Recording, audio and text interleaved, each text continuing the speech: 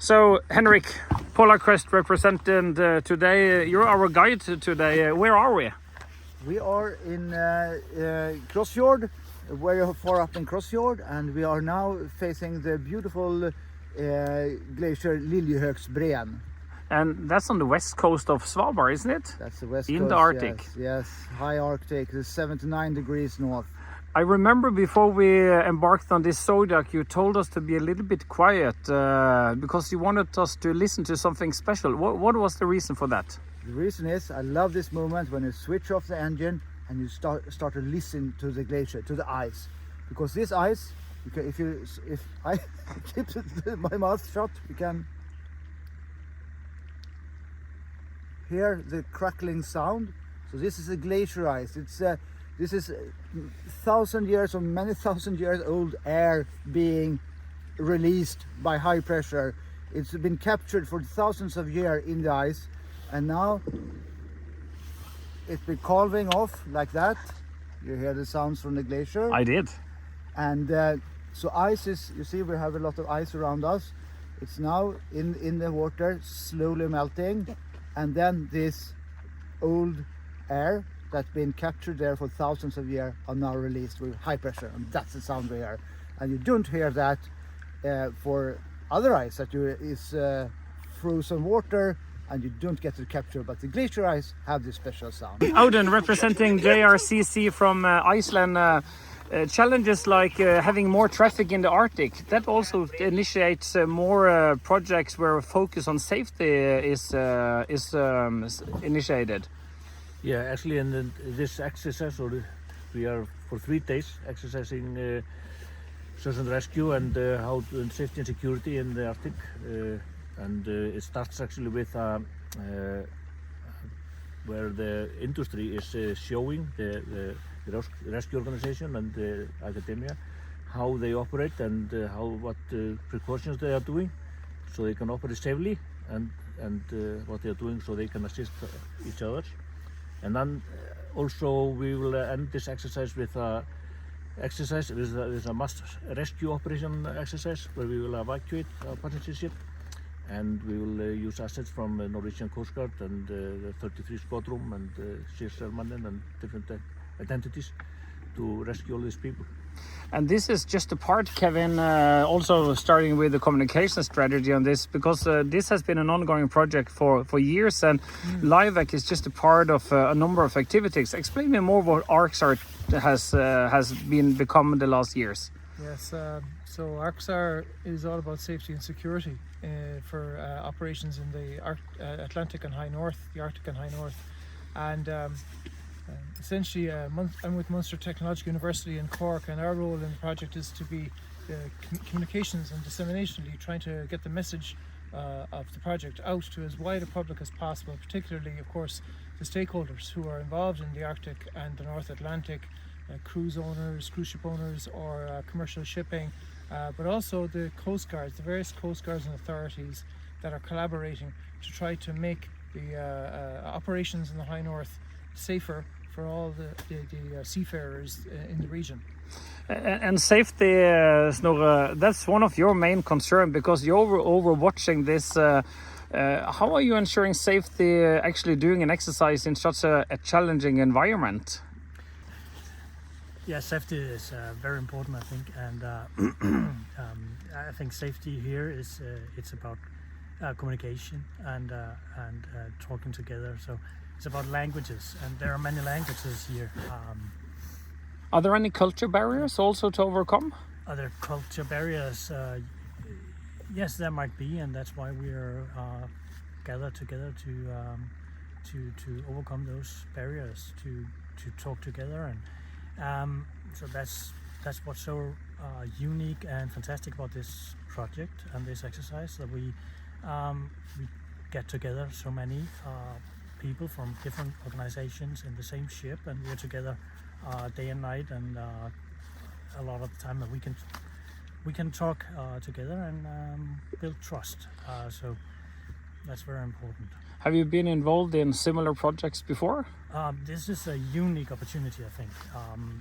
But yes, I have been involved in several projects, and that's also. So we have representatives here from the academia, we have from the industry, and we have from other projects that are similar or which can use something from this project. So that's what I think is so valuable. How do you think this can increase the survival rate in the Arctic if any emergency or catastrophe happens?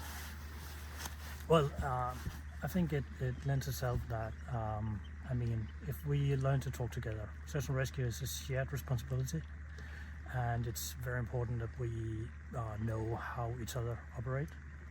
So it's important for search and rescue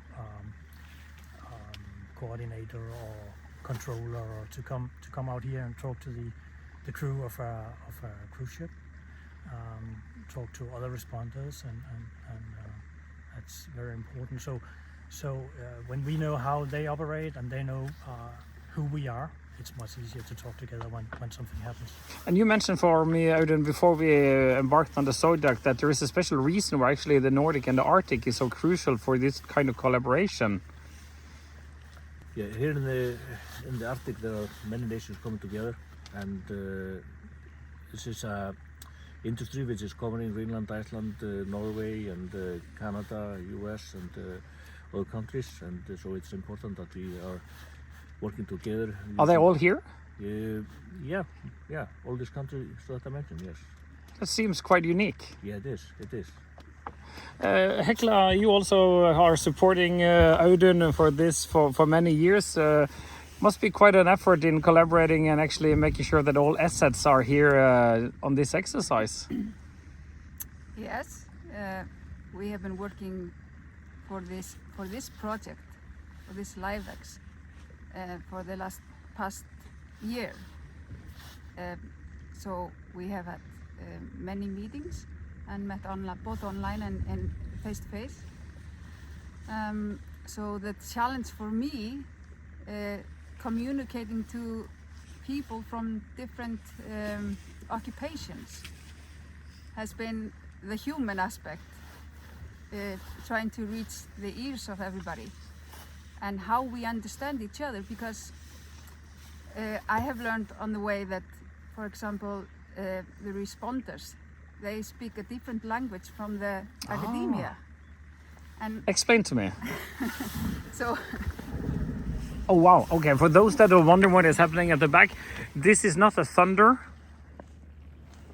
I think we need to have Henrik to explain to us. What was it that we just heard here now? We have heard a lot of calvings of the glacier, this glacier front. It's terminating into the water, and when the glacier moves forward, it will break up, and eventually the icebergs will fall down. It's called a calving, and that makes this impressive noise.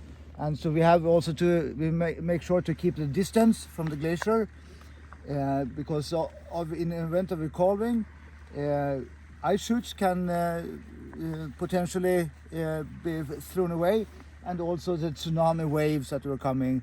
So we are staying on a distance and just watch, enjoy, and listen. That's good. Back to Hekla. So collaboration, academia, they talk a different language, you say. Explain to me more. Yeah, so I think for me the responders, they are responding, and they don't want big reports to read about than the academia. They are doing the research and what equipment is the best. So they have more attention span in some ways. But the responders, they do things on the spot, and they need to be ready all the time.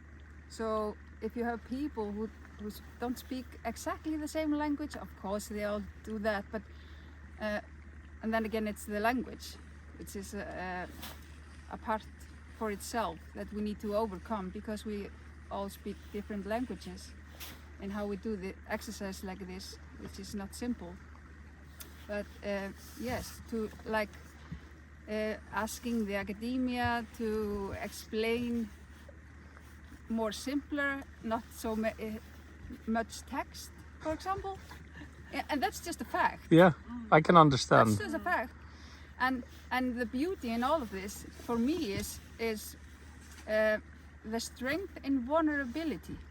Because if we want to build trust, we have to trust each other to say, okay, maybe this is not so good with my organization or with my team or whatever it is. How can you help me? I need help with this, and what can you provide? And I know that what thing that will be provided is evaluation, and that's your responsibility. Yeah. Tell me how you will be evaluating this exercise, because I know that the data coming from a lot of your evaluators will be truly read by a number of participants, but also outside of the project. Yeah. Well, thank you for the question. And yeah, Laurea University of Applied Sciences is very happy to be part of the ARCSAR exercise. So I'm Päivi Mattila from Laurea. And yeah, we have the pleasure to plan the evaluation of the live exercise starting on Wednesday, so in few days here in the Svalbard area. And of course, we wanted to do the evaluation so that all the key players in the LiveX, they will be evaluated in different positions. And of course, we have many evaluators who have a professional background to know what they are seeing and to deliver a trustworthy evaluation. And then of course we have some objectives and sub-objectives in the evaluation, and they are in line with the ARCSAR objectives. So to enhance the cooperation between security practitioners in the Arctic and North Atlantic area, and of course then to deliver new innovations from industry to the stakeholders' needs and the security practitioners' needs. So in the evaluation we were noticing all this, and then of course focusing on 4 themes in the evaluation that should deliver results for the future research projects and new innovations that are answering to gaps and needs. So the 4 themes are, of course, communication, cooperation and coordination, then rescue or evacuation issues, and then technology. What will be the latest innovations that could answer to the need? And yeah, then in the live exercise, so there will be the key players, the Polar Quest, of course, who will be rescued, so to say, then KV Barentshav, the Norwegian Coast Guard vessel, and then there will be the helicopters, and of course JRCC Northern Norway in Bodø will be part of that. So all these players will be evaluated on different spots in these vessels or in JRCC Northern Norway. And of course in Svalbard, the governor is part of the live exercise, so there will be a self-evaluation of that. So we will collect a huge amount of data, how the cooperation works, how the new technological services work. And then we will analyze the results, and then we'll make recommendations what could be improved, what is there that is wonderful to keep for the future. And of course this is to feed for the Commission to new projects and new research initiatives, and also for new other type of cooperation plans and standardization, what we need to do in order to enhance the cooperation here in Arctic and North Atlantic what comes to search and rescue and maritime operations. So that's the role of the research, so to say. Henrik, you're pointing yourself, you probably have a comment here. Yes, I would like to just give a scenario to this. I mean, this work is very important. That up north in the Arctic, the longitudes, they meet together, but not only the longitudes. If you look at the map, also the countries as we talked about, and the professions. And if you look around you here, it's very remote. There's no settlements around. And one case that should be one thing that we are training for.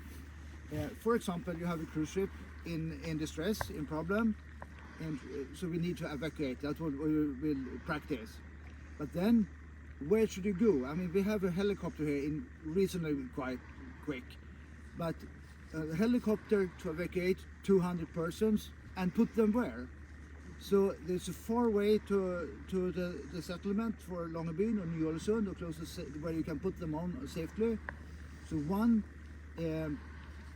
probability is that you can have another cruise ship in the area quite quick. So in many cases it might be the case that you're evacuated from one cruise ship and have to put them on another cruise ship. And that's where this cooperation is so important. We need to build trust between the rescue organization and the cruise industry. They know how we operate and we know how they think. We also build personal relations, and so it's much easier if something happens to pick up the phone or call us on the radio, and you know who is on the other side. And you know, this guy is this company, they know what they're doing, and we can feel safe on asking them to help us with accommodate 100 or 200 persons on their ship for a day or two, or transport them back to Longyearbyen. So it's not only the longitude, everything countries and professionals meet, and we need to cooperate, and that's what we're practicing here. And if I can add on that, it's also important that it's not only us, it's also if we come up with good ideas, such as if we train the vessel of opportunity concept, as you just described, we need to share that information. It's not just for us to know, it's not only for the project to know, it's for everyone who has an interest in our stakeholders in the Arctic and North Atlantic, but also in Antarctica. Like we have New Zealand as our project. It's important for them to learn the lessons that we have here. So it's very important to take those lessons learned, and if we have any good recommendations for standards, if we have any good recommendations for operational procedures, that we actually share them. And I think that's kind of one of the key that we want to come up with this project, and that will also be one of our main goals and results of this project. Exciting. So do you think we are, with current standards, current procedures, current practice that we have now, are we well enough prepared for handle catastrophes in the Arctic region? I mean, yes, in a way, because there are standard procedures that we already have, and they work, and there is the IMSAR manual and all of that, but I think the training of that is very important. So where do we see the greatest potential for improvement? Technology, new equipments, improvement of but also, as equipments. Henrik said, like the personal relations. I think in a way that's quite important to for example, for the cruise industry to train with the search and rescue authorities, because if we don't do that, we don't really know how each will behave in the end when we cooperate. And for the organization to work together, because like for the Icelandic Coast Guard, which is a small organization, for us to have the lines open to call our friends in Norway, wherever, hey, help, we have a big accident, we need help, and we all know each other, and we have been practicing together, and it's a big deal. I think an important part of this practice is also to reveal the weaknesses. I mean, it can be that we are talking different when we address each other in different ways, and we are not used to talk together or work together. So this practice, it will hopefully it will reveal the weaknesses that we can fix. So we might not know exactly where the problems are before we do the training, and then we in the evaluation then we will reveal a long list of weaknesses that this we can work on and to get improvements and make it better. Kevin, on the communication strategy, how important is it for you to get this message out? I mean, this is not something which only one partner is striving with. How are you working on this? Well, you'll have heard through all of the interviews and all of the comments from everybody here that communication is actually critical to this entire exercise and the entire project. It's actually the fundamental sort of foundation on which the project is built, and both establishing communication, improving communication, and also looking to the future to see where are the weaknesses and gaps. And that communication takes so many forms, not only just kind of communication amongst each other and planning the exercise and carrying out the exercise, but communication also during the exercise, making sure that we understand each other's roles, communication through new technology that we're trialing. But finally, after the exercise, possibly the most important thing not to forget is the dissemination of all the messages. Exactly, that was my point. Sending out all the messages. Getting it out there. Getting it out there so that people understand, and the people can see that there are clear lessons, that they can see that there are pathways for improvement, and also that it would act as hopefully a spur for maybe even policy improvements or standards improvements or technology standardization and adoption. And you mentioned technology, and that's a key word because you also said that there was a possible need for new technology. How is the industry then involved in possible new technology? Because certain rescue may be a sort of traditional industry where there is a crisis, you don't start just implementing new technology or methodology during a crisis, or do you? Yeah, so actually these projects are highly important to give a feedback or new ideas for the industry, what is needed. So of course we have the products already, but these projects and especially live exercises are important to test what kind of products are there, what we would love to see more, or improvements, or perhaps a new type of technology. So it might come to satellite services. It might come to communication equipment or communication services. It might come to the, the life rafts, rescue suits, etc. So there's many different type of innovations that we are after. I think we are in a good level, but there's always room for improvement, and then feeding for standards as well.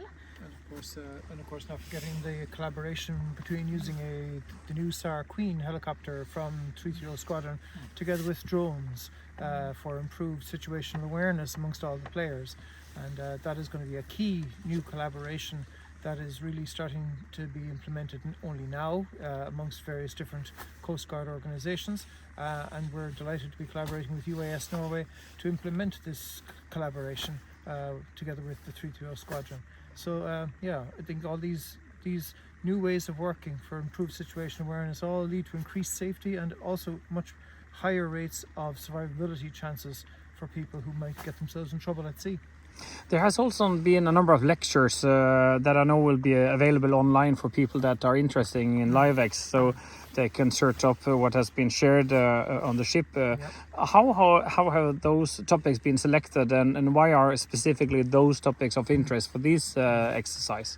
We're trying to focus on the issues that are most relevant, not only for people who are at sea, but also for the practitioners, the people such as the Coast Guard operators and the cruise industry operators, the issues that they are most concerned about.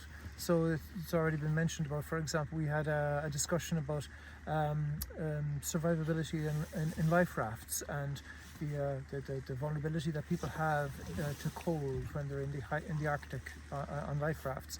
So this is a key question for cruise operators, and also a key question for the Coast Guards, because of course people's vulnerability and how long they may be expected to survive in such a harsh environment affects the degree of urgency that must be undertaken to try to address a situation like that. But it also points to potential ways that we could improve the technology in future and perhaps improve the survivability chances. So that's just one example of one element and one talk that affects in multiple different ways.